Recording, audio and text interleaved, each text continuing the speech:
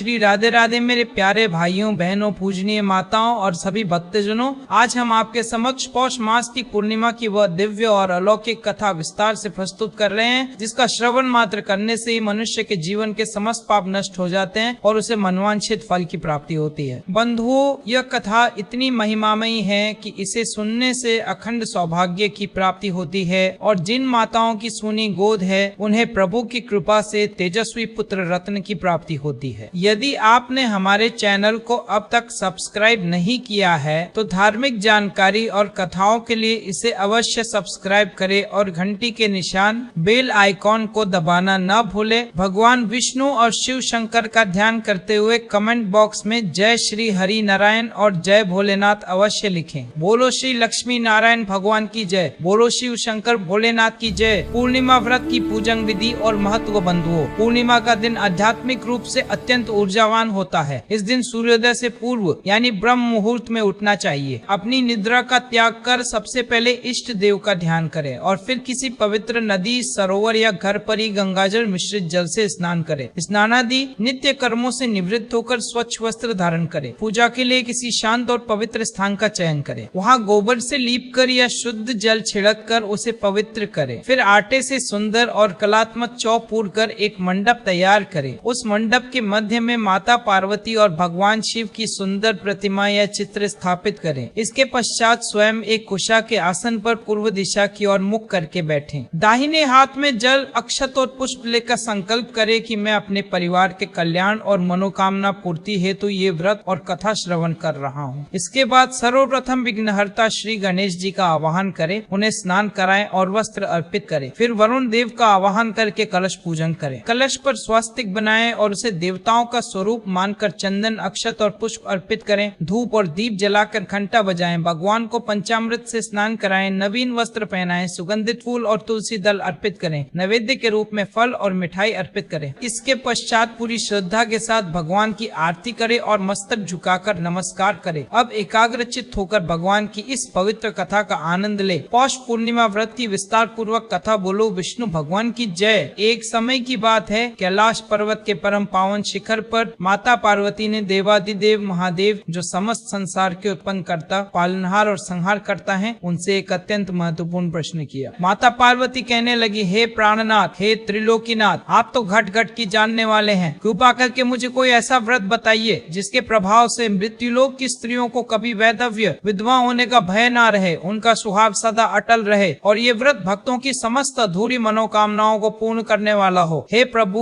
इस संसार के दुखों को दूर करने वाला कोई सुलभ मार्ग बताइए। भगवान शिव, जो भक्तों पर सदा दया करने वाले हैं, वे मुस्कुराते हुए कहने लगे, हे देवी, तुमने लोक कल्याण की भावना से बहुत ही सुंदर और गूढ़ प्रश्न किया है। मैं तुम्हें एक ऐसे व्रत के विषय में बताता हूँ जो अत्यंत गोपनीय है और जिसे करने से स्त्रियों को अखंड सौभाग्य और पुत्र पौत्रों का सुख प्राप्त होता है। उस व्रत का नाम है 30 पूर्णिमा का व्रत। जो स्त्री श्रद्धा पूर्वक 30 पूर्णिमाओं तक व्रत रखकर मेरी और तुम्हारी शिव पार्वती की पूजा करती है, उसे इस लोक में समस्त सुख मिलते हैं और अंत में वो मोक्ष को प्राप्त होती है। माता पार्वती ने जिज्ञासा प्रकट की, हे स्वामी, इस व्रत का विधान क्या है और प्राचीन काल में किस भक्त ने इस व्रत को करके लाभ प्राप्त किया? कृपया मुझे इस कथा को विस्तार पूर्वक सुनाएं। तब भगवान शिव ने कथा सुनाना आरंभ किया। है पार्वती, इस भूमंडल पर एक बहुत ही प्रतापी और न्यायप्रिय राजा चंद्रहास राज्य करते थे। उनकी नगरी अत्यंत वैभवशाली थी। उसी राज्य में कार्तिका नाम की एक परम पवित्र नदी बहती थी। उस नदी के तट पर एक सुंदर बस्ती थी जहाँ धनेश्वर नाम का एक ब्राह्मण रहता था। वो ब्राह्मण स्वभाव से बहुत ही सीधा, सरल और धार्मिक था। उसकी पत्नी का नाम सुशीला था। सुशीला अपने नाम के अनुरूप ही अत्यंत रूपवती, शीलवान और पतिव्रता स्त्री थी। ब्राह्मण धनेश्वर और सुशीला के पास धन की कोई कमी नहीं थी। उनके पास स्वर्ण, रत्न, गोधन और सुख सुविधा के समस्त साधन उपलब्ध थे, परंतु विधाता की गति निराली है। उन दोनों के जीवन में एक ही बहुत बड़ा कांटा चुभता था, वो था उनका निसंतान होना। विवाह के कई वर्ष बीत जाने के बाद भी उनकी कोई संतान नहीं हुई। इस कारण वे दोनों पति पत्नी दिन रात मानसिक वेदना में डूबे रहते थे। उन्हें अपना इतना बड़ा घर और संपत्ति संतान के बिना शमशान के समान प्रतीत होती थी।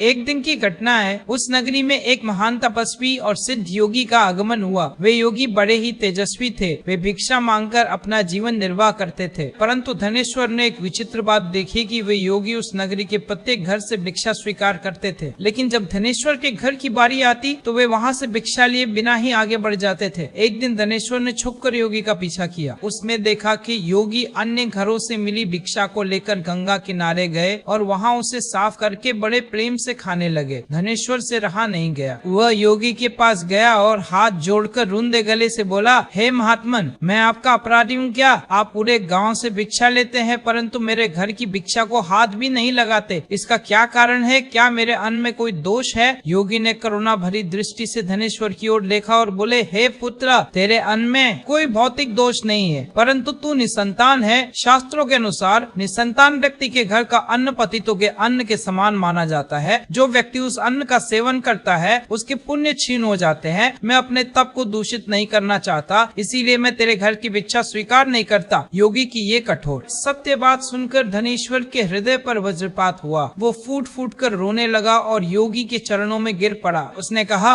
महाराज, संतान न होना क्या मेरा इतना बड़ा अपराध है? क्या प्रभु मुझ पर कभी कृपा नहीं करेंगे? आप सिद्ध महापुरुष हैं, कृपा करके मुझे संतान प्राप्ति का कोई मार्ग बताइए, अन्यथा मैं अपने प्राणों का त्याग कर दूंगा। धनेश्वर की व्याकुलता देखकर योगी का हृदय पसीज गया। उन्होंने कहा, हे ब्राह्मण, तू निराश मत हो। तू चंडी देवी माँ दुर्गा की शरण में जा, वे ही तेरी व्यथा को हर सकती हैं। धनेश्वर घर आया और अपनी पत्नी सुशीला को सारी बात बताई। पत्नी ने भी उसे संबल दिया। इसके बाद धनेश्वर घोर जंगल में चला गया और वहाँ माँ चंडी की कठिन आराधना करने लगा। उसने अन्न जल का त्याग कर दिया। उसकी भक्ति से प्रसन्न होकर 16वें दिन माँ चंडी प्रकट हुई और बोली, हे धनेश्वर, मैं तेरी तपस्या से प्रसन्न हूँ। तेरे भाग्य में पुत्र का योग तो है, परंतु वो पुत्र अल्पायु होगा। उसकी आयु केवल 16 वर्ष की होगी। ये सुनकर धनेश्वर हर्ष और विषाद के बीच झूलने लगा। देवी ने आगे कहा, यदि तुम और तुम्हारी पत्नी अटूट विश्वास के साथ थड़ीतु पूर्णिमा का व्रत विधि पूर्वक करोगे तो भगवान शिव की कृपा से वह संकट टल सकता है। तुम्हें पूर्णिमा के दिन मिट्टी के कलश पर शिव पार्वती की प्रतिमा बनाकर विधिवत पूजन करना होगा। देवी ने एक गुप्त उपाय बताया, जब तुम्हारे थड़ीतु पूर्णिमा के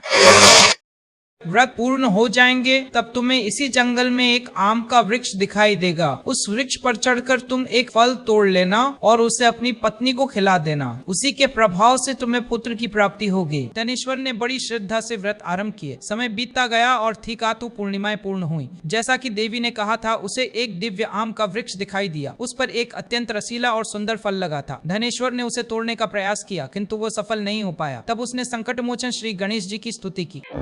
गणेश जी की कृपा से वह फल उसके हाथ आ गया। धनेश्वर वह फल लेकर अपनी पत्नी के पास पहुंचा और पूरी कथा सुनाई। सुशीला ने भगवान शिव का ध्यान करके वह फल ग्रहण कर लिया। 9 मास पश्चात सुशीला ने एक अत्यंत सुंदर और तेजस्वी बालक को जन्म दिया। पूरे घर में मंगल गान होने लगे। उस बालक का नाम देवीदास रखा गया। देवीदास बचपन से ही असाधारण बुद्धि का स्वामी था। जैसे जैसे वह बढ़ा, उसकी ख्याति चारों ओर फैल गई। वो वेदों का ज्ञाता और परम धर्मात्मा बना, परंतु माता पिता के मन में वह 16 वर्ष वाली बात कांटा बनकर चुभती रहती थी। सुशीला ने अपने पुत्र की लंबी आयु के लिए निरंतर पूर्णिमा का व्रत और माँ दुर्गा की आराधना जारी रखी। जब देवीदास 16वें वर्ष में प्रवेश करने लगा तो धनेश्वर और सुशीला का हृदय कांपने लगा। उन्होंने सोचा कि यदि पुत्र की मृत्यु उनके सामने हुई तो वे सहन नहीं कर पाएंगे।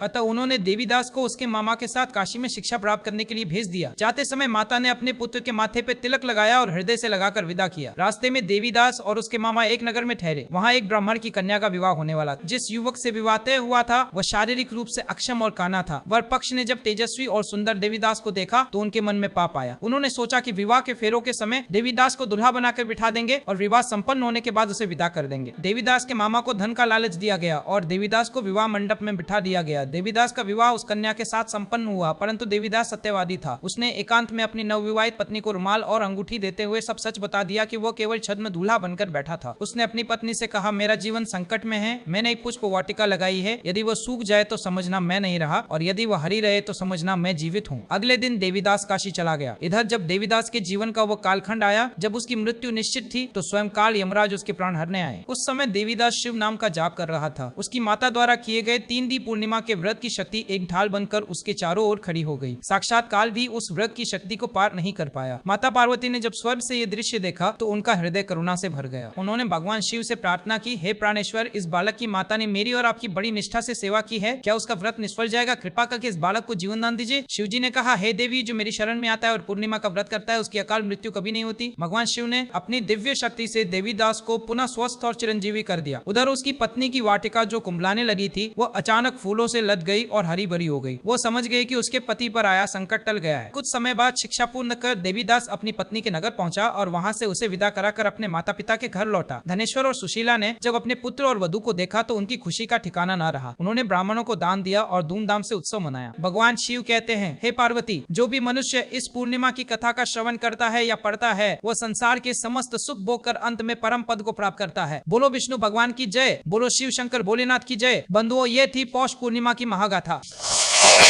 आशा है कि भगवान की इस लीला को सुनकर आपका मन भक्ति से सराबोर हो गया होगा। इस कथा को अधिक से अधिक लोगों